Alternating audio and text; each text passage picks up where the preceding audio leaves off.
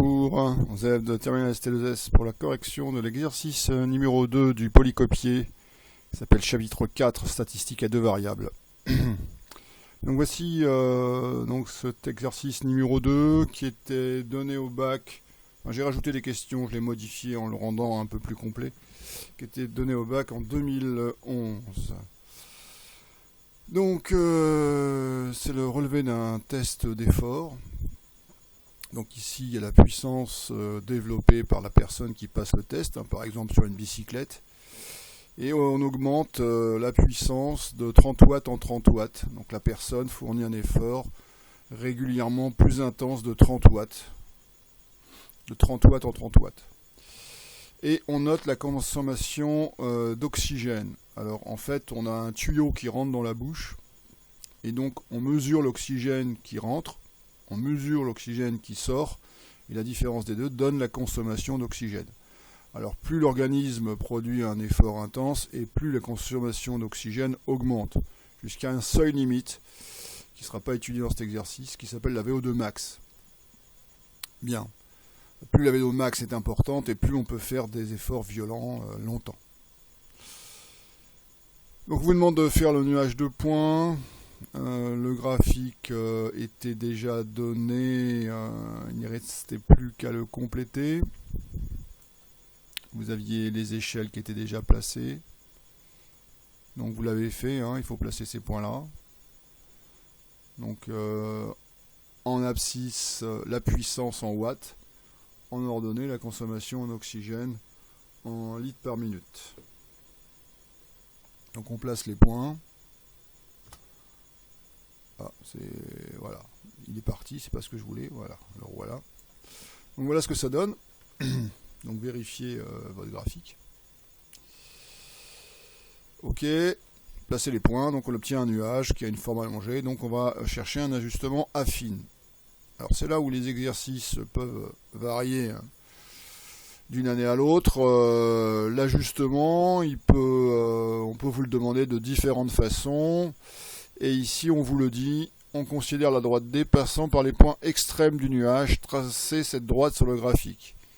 Donc on vous dit que l'ajustement affine qu'on va prendre, c'est la droite qui passe par ce point-ci et ce point-ci. Ça varie d'un exercice à l'autre. L'ajustement affine, vous faites ce qu'on vous demande. Donc ici, c'est par ce point-là et par ce point-là. Dans un autre exercice, ça peut être un autre ajustement affine, comme celui, par exemple, passant par l'ordonnée, par le point G, qu'on n'a pas encore calculé. Donc, je vais tracer cette droite.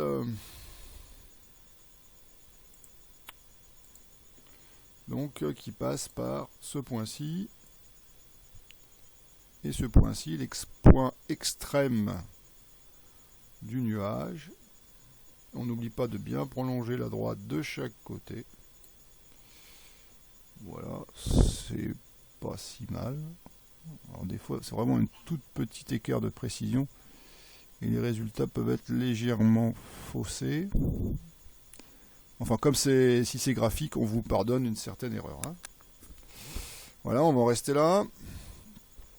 Alors, très important, lorsque c'est graphique, on fera apparaître sur le graphique les traits de construction utiles.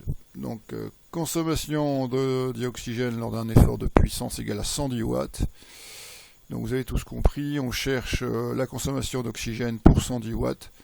Donc ici, c'est gradué. Donc ici, il y a 5 carreaux, donc c'est 10 pour un carreau.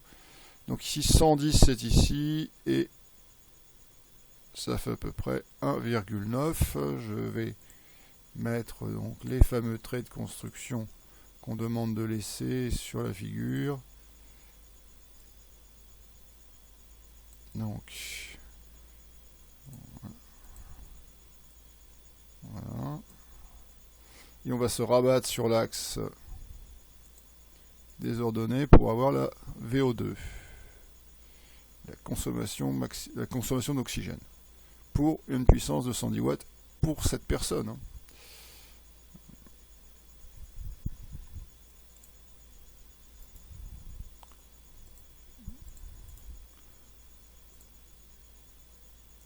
Donc voilà, je vais placer le trait qui me rabat sur les abscisses.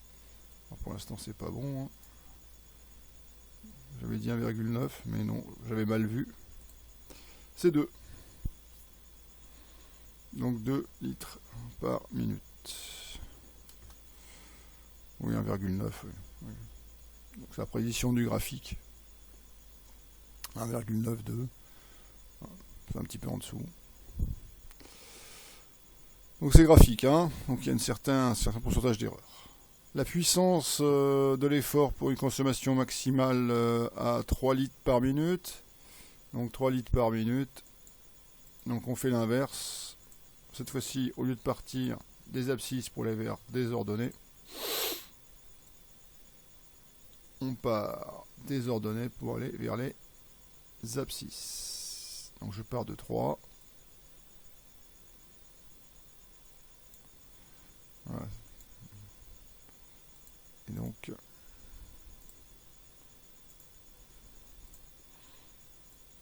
hop hop hop. C'est pas très pratique de le faire comme ça. Je vais y arriver. Ah, c'est toi que je veux. Non, c'est pas toi. Ah. Allez. Voilà. Donc on descend. Donc environ 180. 179 watts, environ 180. Déterminé par le calcul de l'équation de la droite D, dont on donnera le coefficient directeur et l'ordonnée à l'origine. Donc là, c'est typiquement un exercice sur les équations de droite. Le coefficient directeur, c'est différence des ordonnées sur différence des abscisses. Donc, vous allez me dire, mais quelles abscisses, quelles ordonnées? L'abscisse est l'ordonnée de ce point, et puis l'abscisse est l'ordonnée de ce point. Donc, différence des ordonnées sur différence des abscisses. Donc ici, ce point-ci et ce point-ci. Je vous laisse le faire, vous mettez la vidéo sur pause. Donc les ordonnées du dernier point. Les ordonnées c'est 3,9 et l'autre 0,8. Et les abscisses du dernier point c'est 240 et l'autre 30. Donc ça donne, voilà, environ 0,15. Pour l'ordonnée à l'origine, vous commencez à connaître les techniques. On prend un des deux points qui a servi à calculer le coefficient directeur, soit celui-là, soit celui-là, et on remplace, pour obtenir une petite équation, on remplace l'abscisse. Donc je vais choisir ce point-là. On pourrait travailler avec celui-là de la même façon. Et je dis donc que, comme une droite c'est y égale mx plus p, m on connaît, hein, c'est 0,015, donc ça nous fera y qui sera ici y qui sera aussi 0,8, qui est donc égal à 0,015 fois 30 plus un nombre que je cherche à connaître. Donc la droite passe par 30,08. On a donc 0,8 qui est égal à 0 plus P que je cherche à connaître. Ça fait une petite équation et ça fait 0,35. Donc tout calcul fait, voilà l'équation de la droite. Calculer le point moyen, alors on l'a fait plusieurs fois. Hein. On additionne toutes les abscisses, on divise par le nombre d'abscisses, donc il y en a 8. Ça fait 135 et pour les ordonnées. Même chose, 2,39. Placez le point G. Alors, je ne l'ai pas fait. 135, 130, là c'est 140.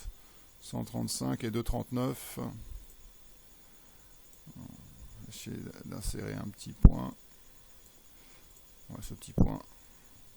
Donc 135 et 2,39.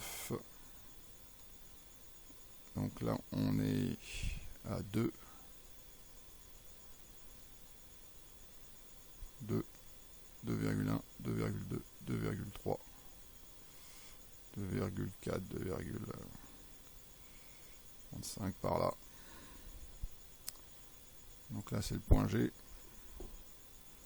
Insertion.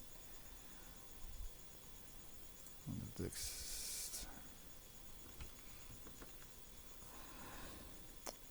Oui, une fois que vous avez passé le point G, il faut écrire à côté que c'est le point G, hein, pour que personne ne le sache. Donc,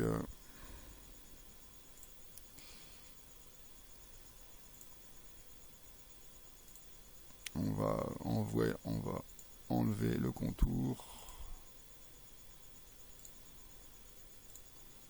Voilà. Voilà ce que ça donne. 135, c'est entre donc 130 et 140. Et 2,39.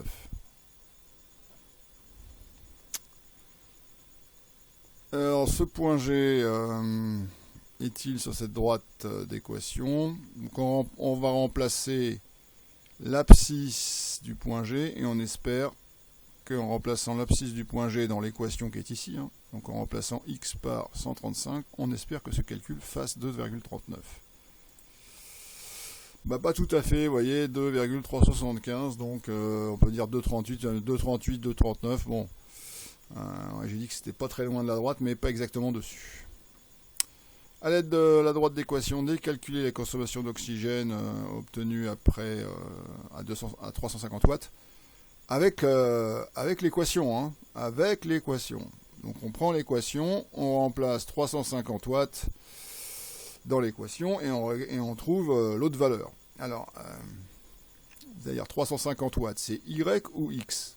Eh bien, on vous a dit que les abscisses, c'était les watts. Donc, vous retournez sur votre équation. Donc, X, vous le remplacez par 350. Vous faites le calcul et ça vous donne Y, qui est la consommation d'oxygène. Vous mettez la vidéo sur pause, je vous laisse le faire. Vous y revenez, allez, on corrige. Alors, j'ai mis 350 en rouge parce que donc c'est l'information qui vient du texte. Je fais le calcul, 5,6 litres par minute. Voilà, c'est beaucoup, hein, des personnes qui sont capables de tenir 350 watts pendant 10 minutes, ils ne sont pas nombreux. Il y a les grands champions le font, mais c'est déjà un effort très important. Pendant 10 minutes, ouais. Pendant une minute encore, mais 10 minutes, ça commence à faire. 6 litres par minute, là on tombe vraiment sur un athlète, quelqu'un qui peut tenir 6 litres par minute, consommer 6 litres d'oxygène par minute, c'est aussi un grand champion. Alors là, vous voyez que 6 litres par minute, c'est pas des watts, et donc c'est pas X qu'on va remplacer, mais Y. Donc Y, il est ici, et on cherche X qui sera la puissance. Donc ça donne une petite équation, donc plus 0,35, j'enlève 0,35 d'un côté, si je l'enlève d'un côté, je l'enlève de l'autre, ça donne ça. Ici, il y a une multiplication, je divise d'un côté, je divise de l'autre, ça donne ça. Et donc 376,7 watts. Voilà pour cet exercice, je vous remercie, et puis je vous dis à bientôt. Au revoir, Monsieur Colpin.